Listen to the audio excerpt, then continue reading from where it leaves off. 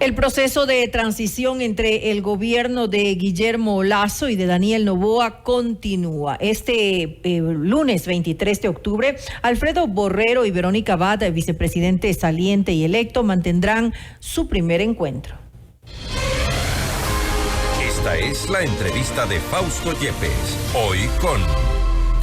Estamos ya en contacto en este momento con el abogado Henry Cucalón, ministro de Gobierno, para hablar sobre este proceso de transición. Algunos temas, seguridad, economía, educación, son prioritarios en este proceso. Señor ministro, gracias por estar con nosotros. Fausto Yepes les saluda, bienvenido. Muchas gracias a ustedes. Muy buenas tardes con todos los oyentes. Hay algunas prioridades, que hemos mencionado, ya vamos a hablar más adelante de estas prioridades. No obstante, en este proceso de transición hay una herencia que preocupa este momento. Hoy se ha declarado la emergencia del sector eléctrico. Se advierten, y eso quisiera confirmarlo quizá con usted, aunque no es directamente el ramo, pero es importante saberlo, apagones para esta semana. Esperemos que no, y se está trabajando para que no pase eso. Más allá que hay factores, muchas veces inclusive, que no dependen de ese accionar. Fue uno de los temas que se conversó con el señor presidente electo y el señor presidente Lasso. Hay una legítima preocupación, porque eso afecta no solamente el bienestar ciudadano, sino el aparato productivo y muchísimas otras cosas más, y vemos que el presidente electo tiene profundo y legítimo interés al respecto. Parte del tema salió que cuando ya tenga una persona que él pueda identificar para que se haga cargo de la cartera, o la persona que él designe tenga reuniones interpartes con la gente del Ministerio de Energía, justamente para conocer los pros y los contras, la problemática, lo que está en desarrollo, entre otras cosas. Y en este punto entiendo yo que va a ser un punto complicado quizá de la transición, tomando en cuenta esta crisis por la que atravesamos, un sistema que en este momento no da más, hay problemas con la importación de energía desde Colombia. Esto seguramente será uno de los temas prioritarios, al menos en esta semana. Se conversó eso ayer. Reitero, ha sido interés mutuo de los dos mandatarios, el que está terminando funciones y el electo. Mientras más rápido el equipo de trabajo del señor presidente electo esté conformado y quieran ver la información respectiva, tanto documental como la explicación presencial, mejor para el país.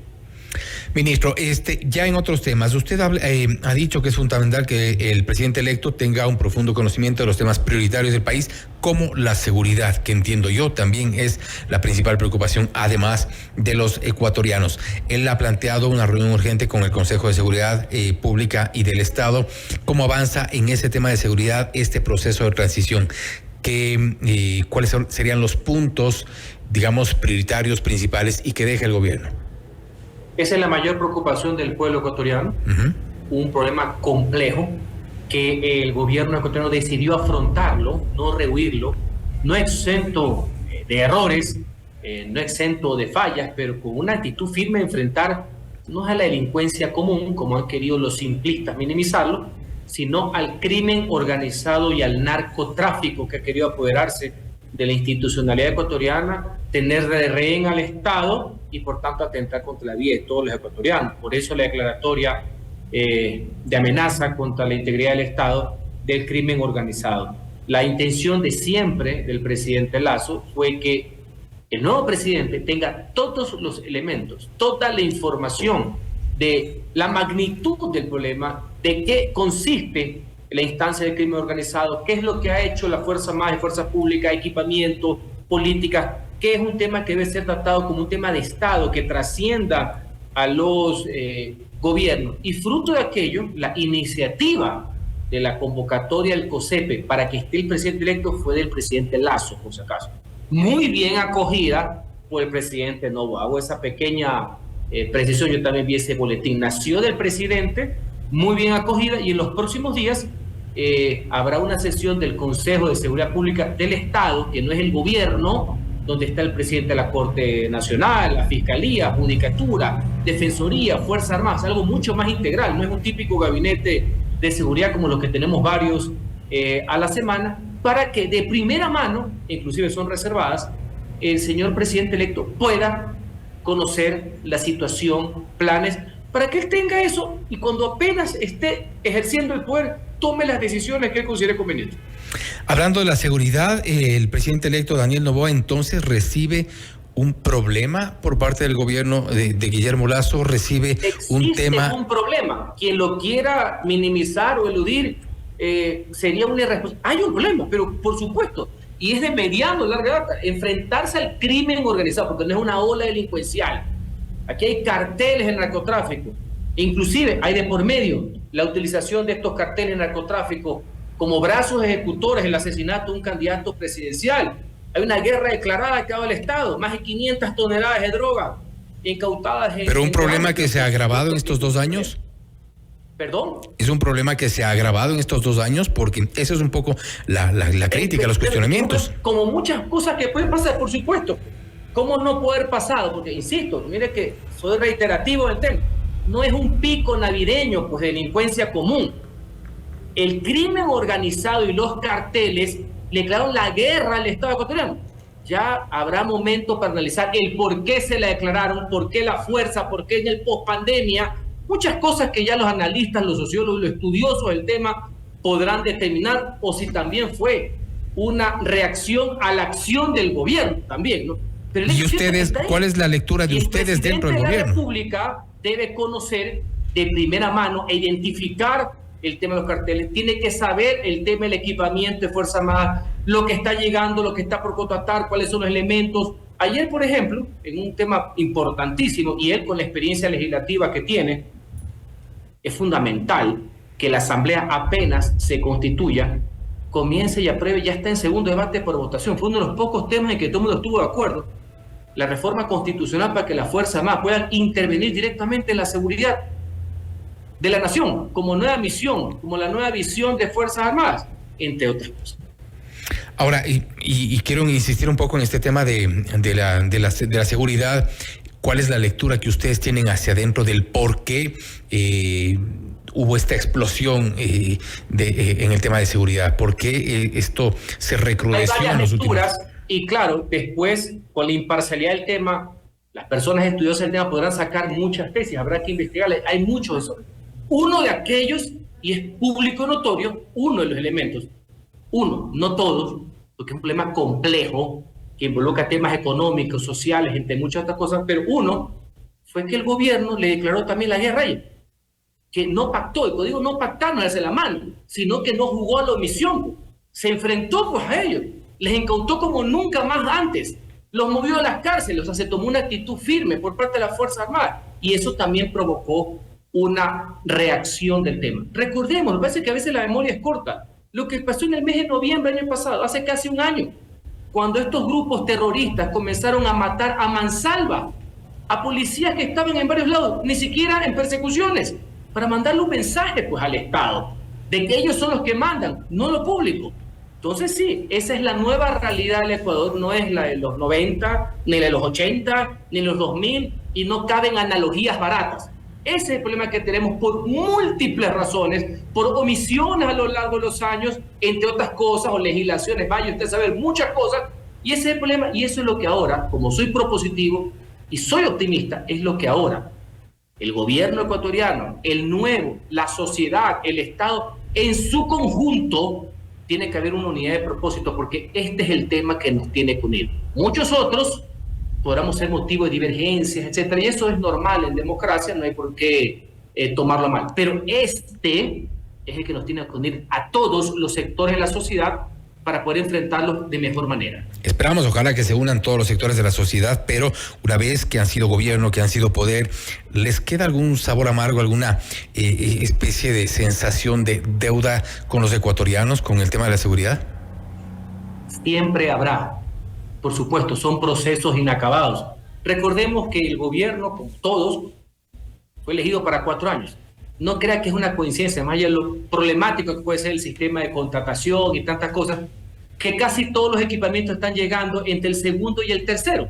Ya ayer, por ejemplo, llegó una primera parte, van a terminar en octubre, más de 230 carros, miles de chalecos, cascos, etcétera, porque así son también los procesos, sino que, claro, nosotros por la decisión política de encontrar una solución política y constitucional a una crisis política que ya la historia sabrá juzgar quiénes la generaron, sin importarle el destino del país, evidentemente nos quedó corto el tiempo en muchas cosas. El presidente de la República, el gobierno quisieron haber entregado muchísimas casas más gratuitas. Al día de hoy, 8.000 casas gratuitas para personas vulnerables, jefas de hogar, madres solteras. Hubiéramos querido mucho más hasta el 2025. Me explico, hay muchas cosas que se quedan en el tintero, muchas cosas que se fueron hecho mejor, sin duda alguna. Pero de ahí también caer en la narrativa simplista de decir, no ha pasado nada, no se ha hecho nada y ni una sola obra, evidentemente jamás estaré de acuerdo. En el tema político que usted acaba de mencionar precisamente, y se viene un importante reto para la Asamblea Nacional con todas las fuerzas políticas que están allí representadas, reconocen también errores en el manejo político, al menos al inicio del gobierno. Se bancó diferencias con partidos políticos importantes, por ejemplo el Partido Social Cristiano, que más adelante se alió con el correísmo, pero eso de alguna forma le pasó factura con todos estos procesos, estos proyectos que más adelante no se cristalizaron. Errores siempre van a existir. Ojalá que los otros que pasaron conspirando desde el 24 de mayo del 2021 y que tenían como meta que el presidente no llegue a diciembre del 2021 también asuman sus errores. Todos perdimos aquí. Lo importante es que la democracia no perdió. Hubo una solución democrática a la crisis y al cuarto intento de derrocamiento camuflado del presidente de la República. Y los errores se pueden enmendar, pero ser golpistas y conspiradores pues son dos cosas totalmente distintas. Y creo que lo que ha pasado ahora es sano, porque ante la crisis la solución fue que el domingo el Ecuador eligió un presidente de la República.